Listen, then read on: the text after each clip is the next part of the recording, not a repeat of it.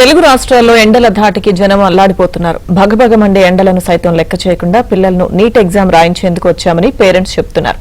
కర్నూలు జిల్లాలో ఎండల తీవ్రతకు సంబంధించిన మరిన్ని వివరాలు మా ప్రతినిధి సుంకన్న అందిస్తారు. ఉమ్మడి కర్నూలు జిల్లాలో ఎండల తీవ్రత రోజు రోజుకు పెరుగుతుంది. ఇప్పటికే జిల్లాలో పలు మండలాల్లో 43 డిగ్రీల ఉష్ణోగ్రతలు దాటాయి.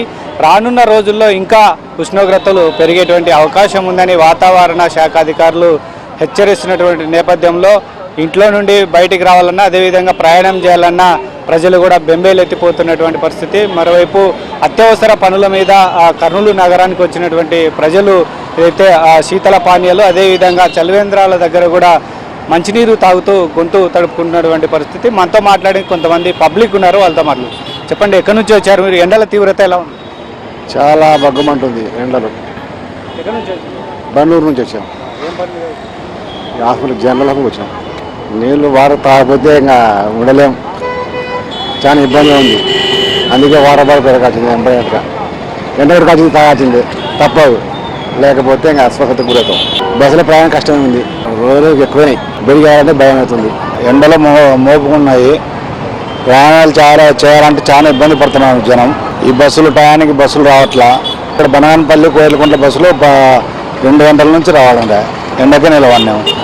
చాలా ప్రయాణం చేయాలంటే అలసిపోతున్నారు జనాలు. ఎక్కువ ఎండ ఉంది, మనుషులు ఎంత ఇబ్బంది పడుతున్నారు. ఆర్టీసీ వాళ్ళకు దయచేసి బస్సులు సక్రమంగా నడిపితే బాగుంటుంది. ఎండ వేడి చాలా తీవ్రంగానే ఉంది, భయంకరంగా ఉంది ఎండ వేడి. బయటికి రాలేము, అత్యవసరం ఉన్నందుకు వచ్చినాం పని మీద. బయట తిరగడం డేంజర్ అనిపిస్తుంది. కర్నూలులో తీవ్రంగా ఉంది, ఎండ కూడా అట్లే భయంకరంగానే ఉంది. కర్నూలులో ఎక్కువ ఉంది అనుకుంటున్నా టెంపరేచర్. ఇంకా ఈ శీతల పానీయాలు తీసుకొని కొంచెం మనకు ఉపశమనం అనిపిస్తుంది. కానీ ఎండలు అయితే తీవ్రంగా ఉన్నాయి, చాలా కష్టం. వడదెబ్బలు అట్లే, వడగాలులు కూడా అట్లే ఉన్నాయి. ప్రస్తుతం ఇట్లుంది మన పరిస్థితి, కర్నూలు పరిస్థితి. ఏం చేస్తాం సార్, ఎండలు కూరకి తోలాల్సిందే, ఆటోలు బతకాల.